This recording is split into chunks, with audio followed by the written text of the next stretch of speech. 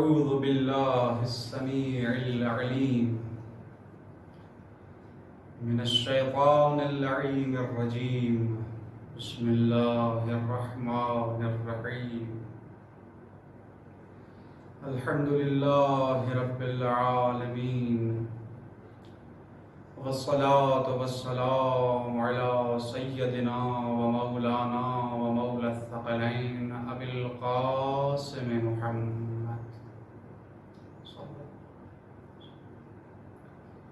وعلى آله الأطيبين الأطهرين المعصومين المنتجبين المنتخبين، واللعنة الدائمة الأبدية على أعدائهم أجمعين.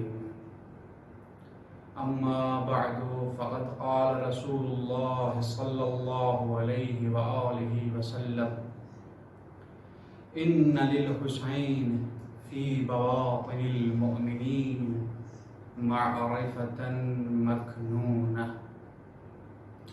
السلام على الحسين وعلى علي بن الحسين وعلى أولاد الحسين وعلى أصحاب الحسين. عزاداران مظلوم کربلا،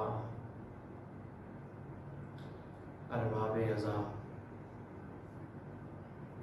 خداوند متعال نے حسین کی محبت مؤمنین کے دلوں میں رکھ دی ہے. میں اپنا عقیدہ بیان کرنے جا رہا ہوں کہ خداوند متعال جب کبھی بھی کسی چیز کا حکم دینے جاتا ہے تو سب سے پہلے وہ خود انجام دے کر ہمیں سمجھاتا ہے، یا پھر اپنے نمائندے کے ذریعے سے انجام دلوا کر ہمیں یہ سمجھاتا ہے کہ میرے حکم کا انجام اس طرح سے کیا عیناً، اور اسی طرح جس طرح میں یا میرا ولی یا میرا بھیجا ہوا نمائندہ، میرا نبی، میرا ولی، میرا وصی یا میرے انبیاء کا جانشین جس طرح سے انجام دے رہا ہے اسی انداز میں آپ کو بھی انجام دینا. تو سب سے پہلے یہاں پر تھوڑا سا نقطہ میں بیان کرتا ہوا آگے بڑھوں کہ جب رسول اکرم صلی اللہ علیہ وآلہ وسلم کے اجر کی بات آتی ہے تو میرا عقیدہ یہ ہے کہ خداوند متعال نے قربا سے محبت خود بھی کر کے دکھائی ہے اور اپنے انبیاء، اوصیاء، ولیان خدا کو بھی ویسی محبت لوگوں کے سامنے کر کے بتلایا ہے کہ آپ نے بھی قربا سے اس طرح سے محبت رکھی. یعنی دوسرے لفظوں میں اگر میں یوں کہوں تو بجا ہوگا کہ خداوند متعال نے پہلے اجر مصطفیٰ ادا کیا ہے، پھر دوسروں کو حکم دیا ہے کہ آپ بھی اجر مصطفیٰ انجام دیں، ادا کریں. یہ مومنین کے دلوں میں محبت رکھنا یہ بھی خداوند متعال کی عطا ہے، خداوند متعال کی دین ہے. خداوند متعال ہی ہے جو مومنین کے دلوں میں حسین کی محبت مکنون کیے رکھی. دو چار دن سے جو حدیث رسول اکرم ہمارے زیر گفتگو رہی ہے اس کا آخری ٹکڑا وَسَفِينَةُ النِّجَاةِ، پوری حدیث ان الحسین مصباح الہدیٰ وَسَفِينَةُ النِّجَاةِ. آج میرا دل یہ چاہتا ہے کہ اس آخری ٹکڑے کی تھوڑی اپنی وسعت اور اپنی کوشش کے مطابق تھوڑی وضاحت آپ کے سامنے پیش کروں۔ ارشاد رسول اکرم ہوتا ہے کہ امام حسین علیہ السلام نجات کی کشتی ہے، ایسی کشتی ہیں جو تمام عوالم میں، زمین ہو، آسمان ہو، یا پھر دوسرے عوالم جن تک ہماری رسائی ممکن نہیں، وہاں پر یہ سفینہ بہت ہی مشہور اور معروف ہے۔ اچھا، اس سفینے کی، اس کشتی کی خاصیت کیا ہے؟ ارشاد ہوتا ہے کہ اس سفینے کی، اس کشتی کی خاصیت یہ ہے کہ یہ ایک ایسی کشتی ہے جو بلا تفریق رنگ و نسل، بلا تفریق قوم و ملت، بلا تفریق مذہب ہدایت بھی دیتی ہے، نجات کا سامان بھی مہیا کرتی ہے۔ یہ ایسی کشتی ہے، وسیع و عریض کشتی ہے۔ فقط شیعہ اور سنی کی بات نہیں، کل کی گفتگو میں ہم نے عرض کیا کہ مسیحی مورخ، مسیحی تاریخ نویس کس طرح سے منقلب ہو کے رہ جاتا ہے حسین کی محبت میں، ساری ساری رات گریہ کرنے لگ جاتا ہے، یہاں تک کہ اس کا تکیہ گریہ کی وجہ سے گیلا نظر آتا ہے۔ یہ حسین کا عشق ہے، یہ حسین سے محبت کی کشش ہے کہ جو اپنے آپ کھنچے رہتی ہے، اپنی طرف ہمیشہ کھینچ کے رکھتی ہے، اور اس کے آثار و برکات آنکھوں سے، اعمال سے، کردار سے نمایاں نظر آتے ہیں۔ بس ہمیں کیا کرنا چاہیے؟ اس محبت کو ظاہر کرنے کے لیے، اپنے کردار میں جگہ دینے کے لیے، اپنی آنکھوں کی طہارت کے لیے کیا کرنا چاہیے؟ ہمیں تھوڑا سا تمسک کرنا چاہیے، ذرا سی رہنمائی ہماری کی جائے کہ ہم حسین کے سفینے تک پہنچ سکیں، حسین کے سفینے میں سوار ہو سکیں، ہدایت پا سکیں، نجات پا سکیں، ایسے سفینے میں پہنچ سکیں جس سفینے کی وسعت ائمہ طاہرین نے تمام سفینوں سے وسیع و عریض بیان کی ہے۔ جی، میرا حسین اس دنیا میں آیا یہ ہدایت کے لیے، بشریت کی نجات کے لیے آیا۔ اگر انسان اپنے اندر نگاہ ڈالے تو حسین کی محبت کو پائے گا۔ وہ ضمیر جو اسے اچھا اور برا سکھلاتا ہے، اس ضمیر کا نام حسین ہے۔ بے شک حسین عالم بشریت تک، عالم بشریت کے لیے منجی ہیں۔ اب مجھے نہیں معلوم کہ بشریت کا دائرہ آپ کہاں تک محدود کریں گے۔ ابو البشر سے لے کر قیامت تک تاریخ بشریت ہے، اس دور میں جو بھی زندگی کرے گا اسے حسین کی کشتی میں سوار ہونا پڑے گا، اگر وہ ہدایت چاہتا ہے، اگر وہ نجات چاہتا ہے۔ آیا یہ سفینہ فقط شیعہ اور سنی افراد کے لیے مختص ہے؟ نہیں، تاریخ میں ہمیں ایسے واقعات بھی ملتے ہیں جہاں پر انبیاء بھی ہمیں اس کشتی کے سوار نظر آتے ہیں۔ اچھا، انبیاء کرام حسین کی کشتی میں؟ وہ افراد جن پر خداوند متعال اپنی وحی نازل کرتا ہے، وہ افراد جن کو خداوند متعال نے لوگوں کی ہدایت کے لیے بھیجا ہے، وہ کس طرح سفینہ حسین کے سوار بن سکتے ہیں؟ کل کی حدیث ابی ابن کعب والی آپ کے سامنے عرض کر چکا ہوں،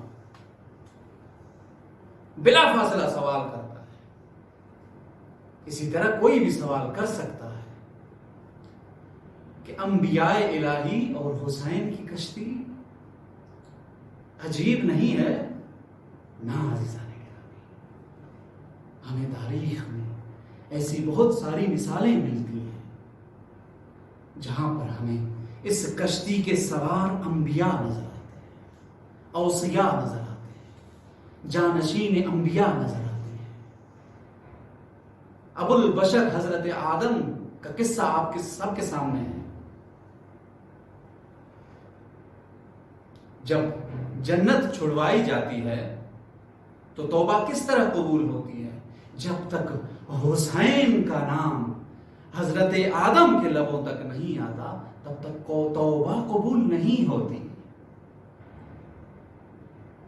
جب تک پانچوں اسماء مکمل نہیں ہوتے۔ تاریخ میں رقم ہے یہ بات کہ جب تک حسین کا نام سن نہیں لیتے، اپنا ورد بنا نہیں لیتے، تب تک آدم کی توبہ قبول نہیں ہوتی۔ یہ حسین کی کشتی کی وسعت ہے کہ ابو البشر حضرت آدم بھی اسی کشتی کے سوار نظر آتے ہیں۔ ہاں عزیزان گرامی، انبیاء کی فہرست ہے جو عشق حسین میں مجذوب ہیں، جو محبت حسین میں گرفتار ہیں۔ تاریخ نے یہ بھی لکھا، روایات میں ہمیں یہ بھی ملتا ہے کہ جب حضرت آدم امام حسین کے نام تک پہنچتے ہیں تو بلا فاصلہ گریہ فرمانے لگتے ہیں، پوچھتے ہیں جبرائیل سے کہ یہ کیا ہوا، پھر یہ سارا قصہ بیان کرتے ہیں حضرت جبرائیل، پھر رونے لگتے ہیں کہ آپ کا بیٹا سرزمین کربلا پر پیاسا بے کس و تنہا مارا جائے گا۔ بیٹھ کر گریہ کرتے ہیں۔ کشتی حسین میں سوار ہونے کے لیے گریہ ضروری ہے۔ حضرت آدم نے گریہ کر کے یہ فرمایا جب تک میں حسینی نہ بنا تھا میری توبہ قبول نہیں ہوئی تھی۔ تو آپ کو بھی چاہیے، اگر آپ اپنے گناہ معاف کروانا چاہتے ہیں، اپنی غلطیاں خداوند متعال سے معاف کروانا چاہتے ہیں تو حسین پر گریہ کریں۔ یہ سیرت انبیاء ہے، یہ حسین کی کشتی میں سواری کا پہلا ٹکٹ ہے۔ حسینی قافلے کا راہی بننا ہے تو گریہ کرنا ہوگا، حسین کا واسطہ دینا ہوگا، پھر توبہ بھی قبول ہوگی، ہدایت بھی ملے گی، نجات بھی ملے گی۔ یہ حسینی قافلے کی خصوصیات ہیں، وہ امتیازات ہیں جو حسینی قافلوں میں سوار کو ملتی ہیں۔ وہ ایک ہدایت ہے، دوسری نجات ہے۔ حضرت یونس علی نبینا وآلہ وعلیہ السلام کا واقعہ آپ کے سامنے ہے۔ جب مچھلی کے پیٹ کے اندر محصور ہو کر رہ جاتے ہیں، وَظَنُّونَ إِذْ ذَهَبَ مُغَاضِبًا وَظَنَّ أَن لَّن نَّقْدِرَ عَلَيْهِ فَنَادَىٰ فِي الظُّلُمَاتِ۔ مچھلی کے پیٹ کے اندر منادی کرتے رہتے ہیں، 40 دن تک تڑپتے رہتے ہیں، مناجات کرتے رہتے ہیں، خدا سے راز و نیاز کا سلسلہ چلتا رہتا ہے، لیکن کوئی آزادی کی راہ نہیں دیکھ پاتے۔ ذکر یونسیہ کی تلاوت پے در پے کرتے رہتے ہیں، یہاں تک کہ اس ذکر کو قرآن کی زینت بنایا گیا۔ یہ ایک ایسا ذکر ہے جو حلال مشکلات بتایا گیا ہے۔ بہت ساری مشکلات اسی ذکر کی وجہ سے حل ہوتی ہوئی تاریخ میں رقم ہے۔ سفارش کی جاتی ہے علماء کی جانب سے کہ یہ ذکر پڑھا کریں، بہت ساری مشکلات اسی ذکر کی وجہ سے حل ہوتی ہیں۔ اکسیر ہے مشکلات کی حل کے لیے، وہ ذکر بھی حضرت یونس کرتے رہتے ہیں، لیکن کوئی راہ نجات کی نہیں ملتی، مچھلی کے پیٹ کے اندر محصور ہو کر رہ جاتے ہیں۔ امام صادق علیہ السلام فرماتے ہیں 40 دن تک حضرت یونس مچھلی کے پیٹ کے اندر رہے، مناجات کرتے رہے، راز و نیاز کرتے رہے، خداوند متعال سے دعا مانگتے رہے کہ کسی طرح مجھے یہاں سے نجات مل جائے۔ اذکار پر اذکار، اوراد پر اوراد پڑھتے رہے، ورد کرتے رہے، لیکن کوئی فائدہ نظر نہیں آ رہا، کوئی نجات کی راہ نظر نہیں آتی۔ روایات میں ہمیں ملتا ہے کہ ایک دفعہ حضرت جبرائیل علیہ السلام آتے ہیں جناب یونس سے، کہتے ہیں اے نبی خدا، یہاں سے نجات چاہتے ہو، یہاں سے نکلنا چاہتے ہیں؟ تو نبی خدا تڑپ کر رہ جاتے ہیں، پوچھنے لگتے ہیں کہ جبرائیل، میں 40 دن سے خداوند متعال سے مناجات کر رہا ہوں، ورد پڑھ رہا ہوں، ذکر یونسیہ کہ ختم پہ ختم کیے جا رہا ہوں، لیکن رہائی کا سامان مجھے نظر نہیں آتا۔ یہ سارا میں اس لیے کر رہا ہوں تاکہ میں کسی طرح یہاں سے نجات پا سکوں۔ اچھا، یہ کیوں مچھلی کے پیٹ میں محصور ہوئے تھے، کسی اور وقت انشاءاللہ آپ کی خدمت میں عرض کروں گا، لیکن نجات کس طرح پاتے ہیں یہ دیکھنا عزیزان گرامی، کہ حضرت یونس کہتے ہیں کہ کیا طریقہ ہے، کس طرح سے ہو سکتا ممکن ہے کہ میں یہاں سے نجات پا سکوں، نکل سکوں۔ تو نبی خدا کہتا ہے کہ ایسا کیا کرنا ہے؟ جبرائیل کہتا ہے رکو نبی خدا، کہ میں تمہیں ایسا ورد بتا رہا، ایسا ذکر بتا رہا ہوں کہ جو خود ہدایت ہے اور نجات بھی وہی ہے۔ توجہ کیجیے گا، جبرائیل کہتا ہے نبی خدا ہاتھوں کو بلند کرے۔ جناب یونس حضرت جبرائیل کی ابتدا میں خدا کے حضور ہاتھوں کو بلند فرماتے ہیں، کہتے ہیں کہ اپنی حاجت کو ذہن میں رکھیں، متوجہ رہیں کہ خداوند متعال سے کیا چاہتے ہیں۔ یہ تعلیم دی جا رہی ہے کہ ہم جب فرش عزا پر آئیں تو خداوند متعال سے اپنی حاجات کس طرح سے طلب کریں۔ غور کیجیے، یہ نسخہ بتایا جا رہا ہے قبولیت کا۔ اگر خواہشات رکھتے ہو، جائز خواہشات رکھتے ہو، حاجات رکھتے ہو جو پوری نہیں ہوتی، جو پوری ہوتی ہوئی نظر نہیں آتی، یہ نسخہ بتایا جا رہا ہے، اکسیر دیا جا رہا ہے۔ غور سے سنیے گا، حضرت یونس ہاتھوں کو فضا میں بلند کرتے ہیں، خدا کے حضور میں چلے جاتے ہیں، اپنی خواہش کو ذہن میں رکھتے ہوئے خدا کے حضور پہنچتے ہیں۔ حضرت جبرائیل دعا کرنے لگتے ہیں اور حضرت یونس سے کہتے ہیں کہ اس طرح پڑھیں، کیسے؟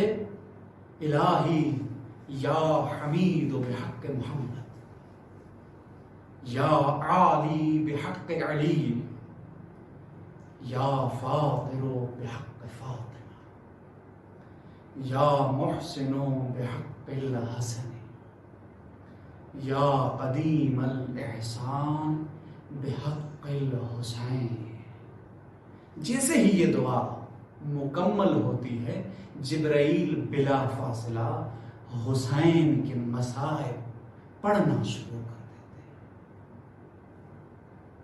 کربلا میں جو مصیبتیں امام حسین پر کفار کی جانب سے روا رکھی گئی، ان کا ذکر کرتے ہیں۔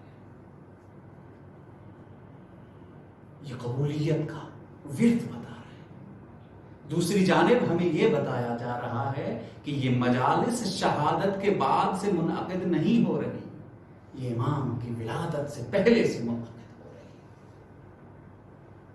انبیاء حسینی کشتی کے سوار ہیں، ہمیں یہ بتلایا جا رہا ہے۔ اگر انبیاء کی سیرت پر عمل کرنا چاہتے ہو، اگر انہی کا مسیر طے کرنا چاہتے ہو، خدا کا قرب انہی کے ذریعے حاصل کرنا چاہتے ہو، تو حسینی بنو، کیونکہ نبی خدا حسینی بنے تھے، جب ہی نجات ان کو ملی تھی۔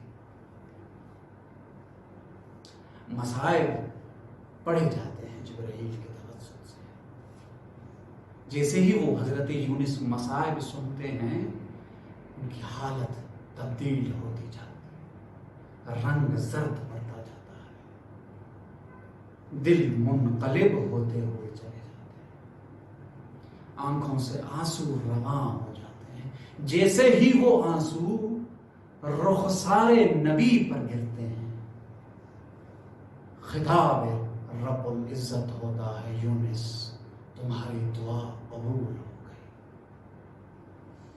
تمہیں نجات مل گئی،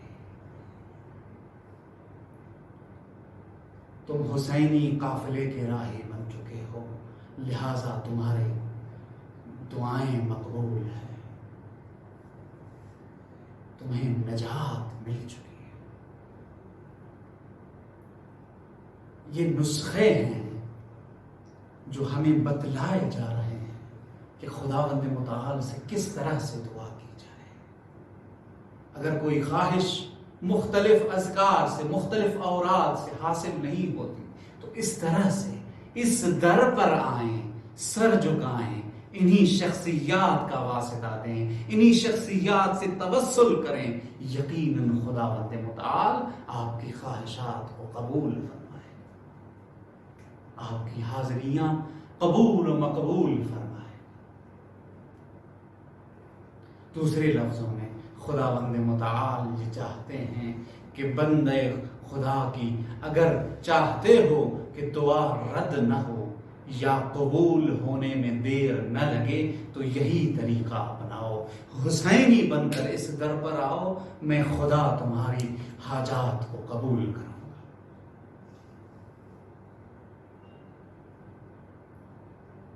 اس ذکر کی وجہ سے حضرت یونس کے نصیب میں آزادی لکھی جاتی ہے،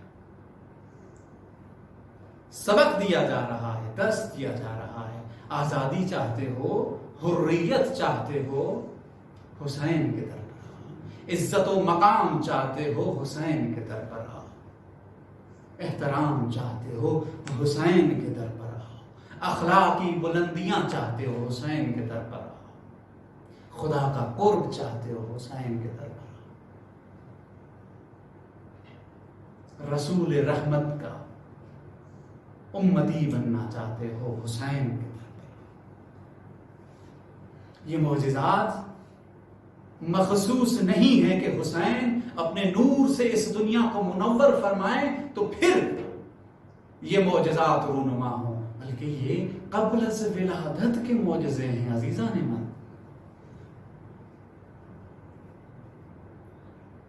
جب حسین اپنے نور سے اس دنیا کو منور ابھی نہیں کیا ہوا تھا حسین نے، تب آسمان میں ملائکہ اس قدر تو مشتاق رہتے تھے کہ حسین کو دیکھتے دیکھتے ان کی راتوں کی راتیں گزر جایا کرتی تھیں، دن کے دن گزر جایا کرتے تھے، فقط حسین کو دیکھتے رہتے تھے۔ اس قدر خداوند متعال نے مومنین کے دلوں میں حسین کا عشق رکھا ہوا ہے۔ روایات میں ذکر ہے کہ جب امام حسین علیہ السلام کی ولادت ہوتی ہے تو آسمان سے دو نور کی کرنیں، عرش سے دو نور کی کرنیں فرش کی طرف دیکھنا، عرش سے فرش کی طرف دو کرنیں نظر آنے لگتی ہیں، جہاں سے یہ پوچھا جاتا ہے یہ کرنیں کیسی ہیں، تو کہا جاتا ہے کہ یہ فرشتوں کا مسیر ہے، فرشتوں کا رستہ ہے، اس رستے سے عرش والے حسین کی زیارت کرنے آ رہے ہیں۔ یہ سلسلہ اتنا تو طول پکڑ جاتا ہے، اتنا تو لمبا ہو جاتا ہے کہ خداوند متعال کا ارشاد ہوتا ہے کہ یہ پنگھوڑا جس میں حسین علیہ السلام ولادت کے بعد सोए हुए थे, उसको अर्श पर लाया जाए, अर्श पर लाया जाता है।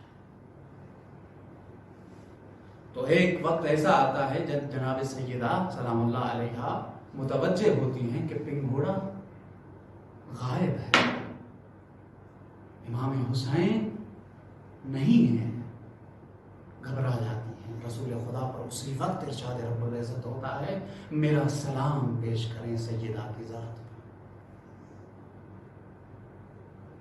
और मेरी तरफ से ये कहें कि आसमान पर जैसे ही इमाम हुसैन की विलादत हुई है, आसमान का मिजाज तब्दील हो गया है, गमगीन और महजून हो गया है, फरिश्ते बेहाल हो गए थे। मैंने कुछ पल के लिए हुसैन को अपना मेहमान बनाया। कल अर्ज किया था मैंने कि इमाम हुसैन की अजमत, इमाम हुसैन की फजीलत इस दुनिया से ज्यादा अर्श पर है। दीवानगी देखिए फरिश्तों की। इमाम हुसैन फर्श पर तशरीफ लाते हैं, महसून गमगीन हो जाते हैं फरिश्ते। ये दिली उनसियत है, मोहब्बत है। मोहब्बत का तकाजा ही यही है कि जब हम अपने महबूब को न देखें, तड़प उठें, तपिश दिल को घेर ले, आराम न पाएं, बेकरार रहें, कि यहाँ तक कि खुदावंद मुतआल ये कहते हुए नजर आए कि रुको मैं तुम्हें अपना महबूब मिलाता हूँ, रुको मैं तुम्हें अपना मशूक मिलाता हूँ। मोहब्बत का अंदाज ये होना चाहिए। यही मोहब्बत है जो वसीला नजात बन सकती है। यही मोहब्बत मेरे हुसैन से हमारे गाजी अब्बास को भी थी। बाज़ खुतबा पढ़ते हैं कि इमाम ने हुसैन से पहले जनाब अब्बास कभी पानी भी नहीं पिया। यहाँ तक कि अरबाब मकातिल ने यह भी जुमला लिखा कि जब जनाब अब्बास शहीद हो जाते हैं, अंबिया रसूल औलिया आते हैं, कौसर लेकर आते हैं, जनाब अब्बास को पेश करते हैं कि सैराब हो जाएं। जनाब अब्बास इनकार कर देते हैं कि मेरी मारिफत, मेरी मोहब्बत, मेरा इश्क इजाजत नहीं देता कि मैं सैराब रहूं, मेरा हुसैन दश्ते नैनवा में प्यासा रहे।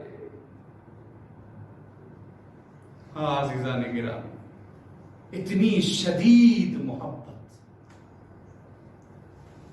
इतनी गहराई वाला इश्क मौला अब्बास इमाम हुसैन की शख्सियत से किया करते थे।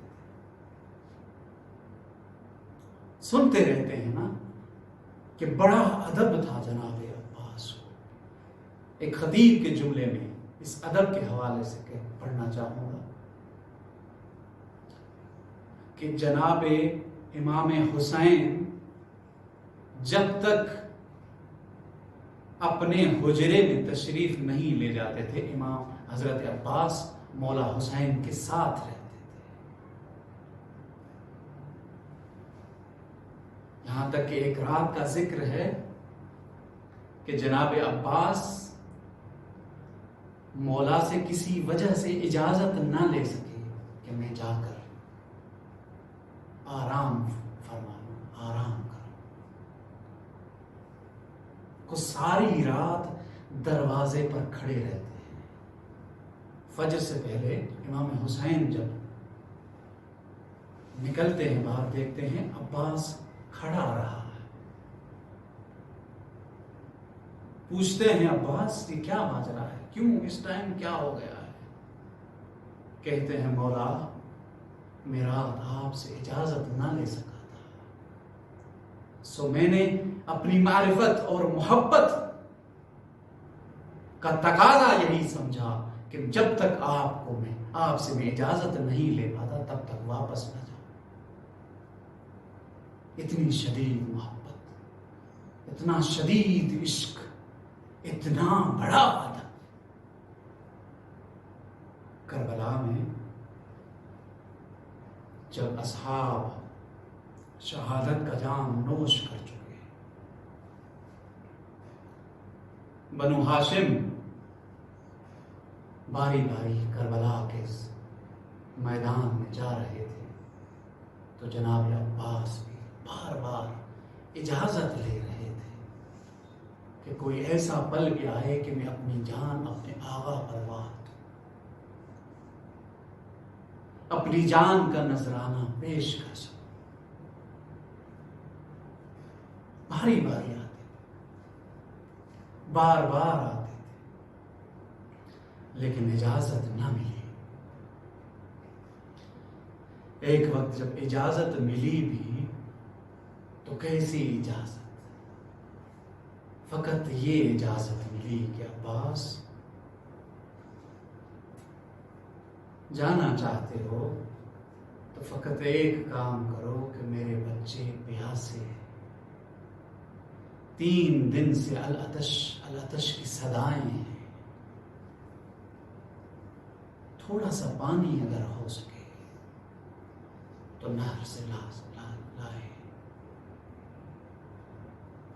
جناب عباس پانی کی طلب میں گھوڑے پر سوار ہو گئے، جیسے بھی جس طرح سے بھی انہوں نے دشمنوں کو چیرتے ہوئے نہر علقمہ تک پہنچے۔ فرات پر پہنچتے ہیں، پانی میں داخل ہوتے ہیں، مشکیزہ جو جناب سکینہ نے آخری وقت میں پہنایا تھا وہ اتار کر بھرنے لگتے ہیں۔ عزاداران، جب آپ پانی کو دیکھتے ہیں تو اس میں آپ اپنی تصویر دیکھتے ہیں، آپ کو اپنی تصویر نظر آتی ہے۔ لیکن جناب عباس نے جب مشکیزہ ڈالا ہوگا تو بعید نہیں کہ دیکھا ہو جناب سکینہ بچوں کو منظم کرتی ہوئی نظر آئی ہوں کہ ابھی ٹھہرو، کچھ دیر صبر کرو، میرا چچا عباس پانی لینے گیا ہے، جیسے ہی آتا ہے پہلے میں آپ کو پلاؤں گی، پھر میں خود پیوں گی۔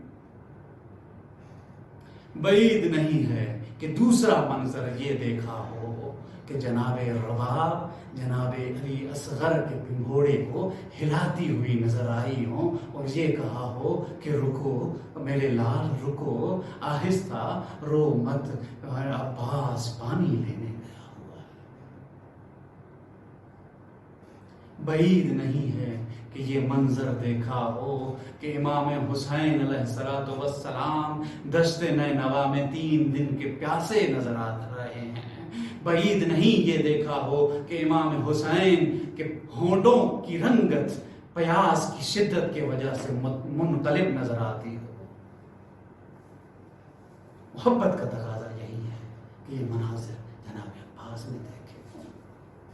المختصر مشکیزہ بھرتے ہیں، لوٹنے کا ارادہ کرتے ہیں، دشمن اپنی فوج اکٹھا کر کے حملہ آور ہوتے ہیں۔ یہاں پر ارباب مقاتل نے ایک جملہ لکھا کہ جس طرح قاری قرآن کو سینے سے لگا کر چلتا ہے، جناب عباس سکینہ کے مشکیزے کو ایسے لیے ہوئے تھے، خیام کی جانب لوٹ رہے تھے کہ ایک ایسے میں ظالم وار کرتا ہے، دایاں بازو قلم ہوتا ہے، دوسرا ملعون دوسرا وار کرتا ہے، بایاں بازو قلم ہوتا ہے، مشکیزہ گرنے لگتا ہے۔ عزیزان گرامی، مشکیزہ جیسے گرنے لگتا ہے تو جناب عباس اس مشکیزے کو منہ میں لے لیتے ہیں۔ یہاں پر وہ ایک ایسا واقعہ رونما ہوتا ہے عزیزان گرامی، ایک ملعون دور سے کھڑا تیر 100 شعبے مارتا ہے، جو امام حضرت عباس کی آنکھوں میں پیوست ہو جاتا ہے۔ آنکھوں سے دیکھنا محال بن جاتا ہے۔ 3 سروں والا تیر جب جناب عباس کی آنکھوں میں پیوست ہو جاتا ہے تو دیکھنا مشکل ہو جاتا ہے۔ تو جناب عباس کیا کرتے ہیں؟ اپنے سر کو جھکاتے ہیں، اپنے گھٹنوں کے درمیان اس تیر کو پھنسا کر نکالنا چاہتے ہیں۔ ایسے میں کیا ہوتا ہے، جو جنگی خود سر پر جنگی لباس رہتا ہے وہ اتر جاتا ہے۔ ایسے میں ایک ملعون اٹھتا ہے، ایک گرز جناب عباس کے سر میں مارتا ہے۔ انا للہ و انا الیہ راجعون۔